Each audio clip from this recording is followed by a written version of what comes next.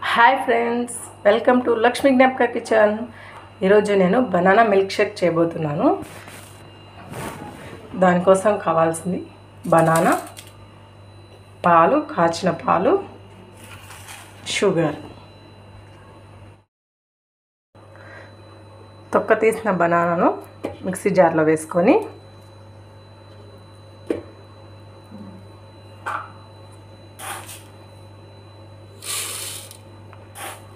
Two table spoon sugar వేసుకొని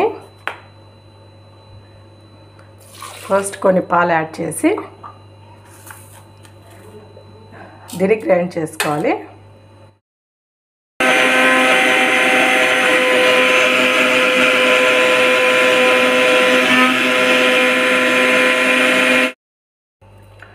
ఇప్పుడు ఇందులో ఐస్ క్యూబ్స్ వేస్తున్నాను.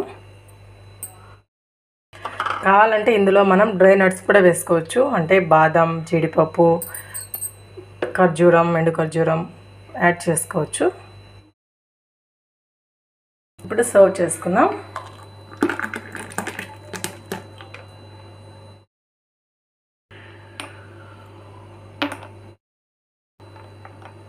చూసారా, బనానా మిల్క్ షేక్. ఇలా బనానా పలుకు పలుకుగా కొట్టుకుంటే మనకి అక్కడక్కడ పంట కింద తగులుతూ చాలా టేస్ట్గా ఉంటుంది. కావాలంటే ఇందులో బాదం, జీడిపప్పు సన్న ముక్కలుగా కట్ చేసి వేసుకోవచ్చు. అలా వేసుకుంటే కూడా చాలా టేస్ట్ ఉంటుంది.